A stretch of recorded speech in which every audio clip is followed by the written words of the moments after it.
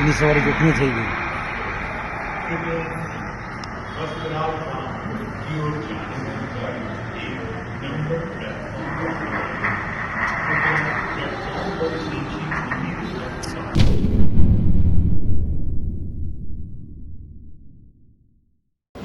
Air ഇന്ത്യയുടെ ലണ്ടനിലേക്ക് പോകുന്ന Boeing 787 dream liner വിമാനമാണ് അപകടത്തിൽപ്പെട്ടത്. വിമാനത്താവളത്തിൽ നിന്ന് പറന്നുയർന്ന ഉടനെ തന്നെ വിമാനം നിലംപതിക്കുകയായിരുന്നു.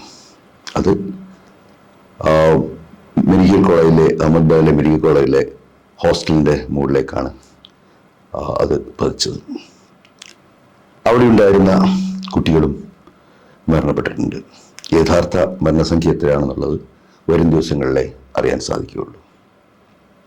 എന്താണ് അപകടത്തിൻ്റെ കാരണമെന്നും ഇപ്പോഴും പൂർണ്ണമായിട്ട് വ്യക്തമല്ല. മിക്കവാറും പറന്നു വരുമ്പോൾ വിമാനത്തിന് സംബന്ധിച്ച യന്ത്ര തകരാറുകളായിരിക്കാം എന്നാണ് ഇപ്പോൾ അനുമാനിക്കുന്നത്. പറന്നു വരുമ്പോൾ തന്നെ അതിൻ്റെ ചക്രങ്ങൾ അകത്തേക്ക് പോവുകയോ അതുപോലെ തന്നെ അതിൻ്റെ ചിറകുകൾ പറന്നു വരുന്ന കണക്കായിട്ട് വിടരുകയോ ചെയ്തിട്ടില്ല. അപ്പോൾ ഇത് വിമാനത്തിൻ്റെ സാങ്കേതിക തകരാറിനെയാണ് സൂചിപ്പിക്കുന്നത്. അതേസമയം തന്നെ ബ്ലാക്ക് ബോക്സ് കണ്ടെത്തി അത് പരിശോധിച്ചാൽ മാത്രമേ എന്തായിരുന്നു എക്സാക്റ്റ് ആയിട്ടുള്ള തകരാറ് എന്ന് മനസ്സിലാക്കാൻ സാധിക്കുകയുള്ളൂ. നമ്മെ ഏറെ ദുഃഖിപ്പിച്ചുകൊണ്ട് 241 പേർ വിമാനത്തിലുണ്ടായിരുന്നതിൽ 240 പേരും ഈ ലോകം വിട്ടുപോയി. ഒരാൾ മാത്രം വളരെ അത്ഭുതകരമായിട്ട് രക്ഷപ്പെടുകയും ചെയ്തു. വിശ്വാസ് കുമാർ രമേശ് എന്ന ഇന്ത്യൻ വംശജനായ ബ്രിട്ടീഷ് പൗരൻ ഈ അപകടത്തിൽ നിന്ന് രക്ഷപ്പെട്ടു. അത് അങ്ങേയറ്റം സന്തോഷകരമാണ്. നമുക്ക് ഏറ്റവും കൂടുതൽ വിഷമമുണ്ടാക്കുന്നത് രഞ്ജിത എന്ന ഇംഗ്ലണ്ടിൽ വർക്ക് ചെയ്യുന്ന മലയാളിയായിട്ടുള്ള പെൺകുട്ടി. അവർ നാട്ടിൽ വന്ന് തിരിച്ചു പോകുന്ന വഴിയിൽ അവരും ഈ അപകടത്തിൽപ്പെടുകയും അന്തരിക്കുകയും ചെയ്തു. അത് സത്യത്തിൽ നമുക്ക് അവരുടെ കുടുംബാംഗങ്ങളെയും വീട്ടിലെ അവസ്ഥകളൊക്കെ കാണുമ്പോൾ നമുക്ക് വളരെ അങ്ങേയറ്റം വേദന ഉണ്ടാക്കുന്നതാണ്. വിമാനാപകടങ്ങളെക്കുറിച്ച് നമ്മൾ ചിന്തിക്കുമ്പോൾ നമുക്ക് ഇന്ത്യയിൽ തന്നെ പല അപകടങ്ങളും സംഭവിച്ചിട്ടുണ്ട്. പല പ്രശസ്ത വ്യക്തികളെയും നമുക്ക് നഷ്ടപ്പെട്ടിട്ടുണ്ട്. നമ്മൾ അങ്ങേയറ്റം ഇഷ്ടപ്പെട്ടിരുന്ന ആളുകളെ നമുക്ക് നഷ്ടപ്പെട്ടിട്ടുണ്ട്. ഓർക്കുമ്പോൾ ആദ്യമായി വരുന്ന പേര് ഡോക്ടർ ഹോമി ഭാവയുടെയാണ്.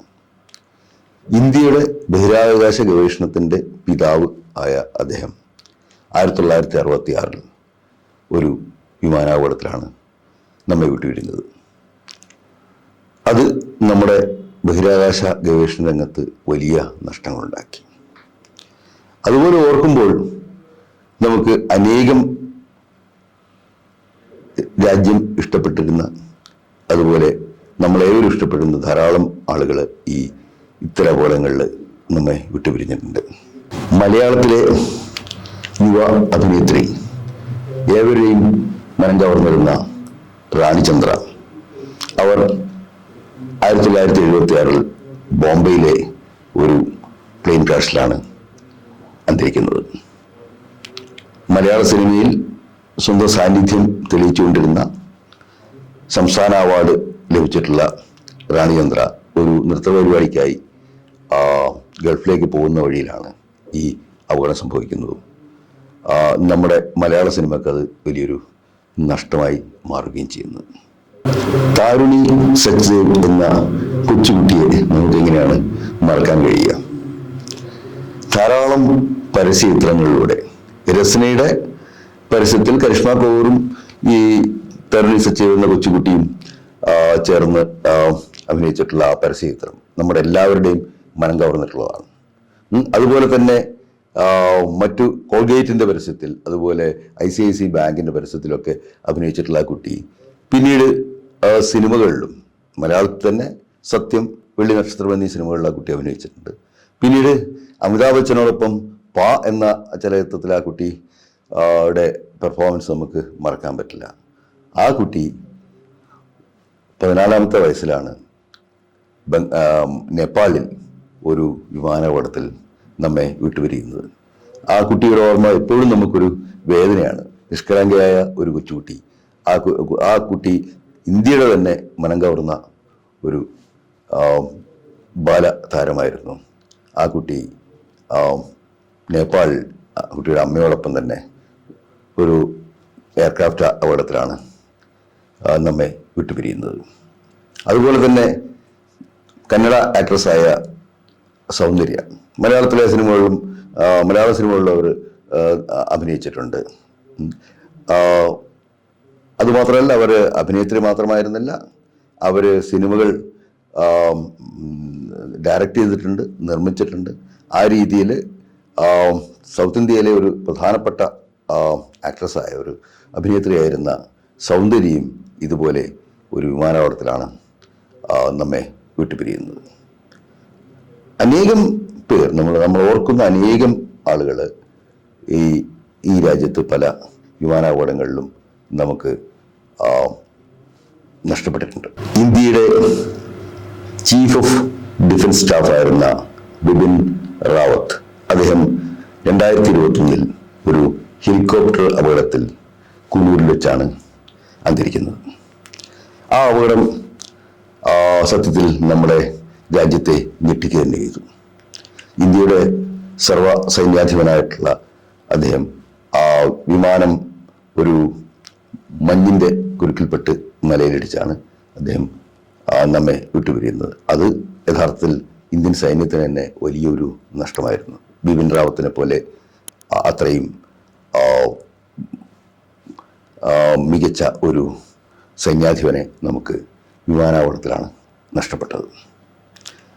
പിന്നെയും നമ്മൾ ധാരാളം ആളുകൾ ഇതുപോലെ YS രാജശേഖർ റെഡ്ഡി, അതുപോലെ സഞ്ജയ് ഗാന്ധി, അങ്ങനെ അനേകം പ്രശസ്ത വ്യക്തികൾ നമുക്ക് വിമാനാപകടങ്ങൾ നഷ്ടപ്പെട്ടിട്ടുണ്ട്. ഇത്തരം അപകടങ്ങൾ പലപ്പോഴും സംഭവിക്കുന്നത് നമ്മുടെ പരിഹരിക്കാനാവാത്ത യന്ത്രത്തകരാറുകളിലൂടെയോ അല്ലെങ്കിൽ കാലാവസ്ഥയുടെ മാറ്റങ്ങൾ, പ്രയോജനകരമായിട്ടുള്ള മാറ്റങ്ങളിലൂടെയാണ്.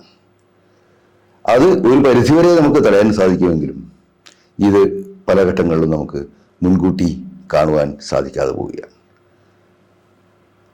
ഇപ്പോൾ അഹമ്മദാബാദിൽ ജീവൻ നഷ്ടപ്പെട്ട വിമാനയാത്രക്കാരുടെയും അതുപോലെ തന്നെ അവിടെ ആ അപകടത്തിൽ ജീവൻ നഷ്ടപ്പെട്ട 5 മെഡിക്കൽ വിദ്യാർത്ഥികളുടെയും കുടുംബങ്ങളോട്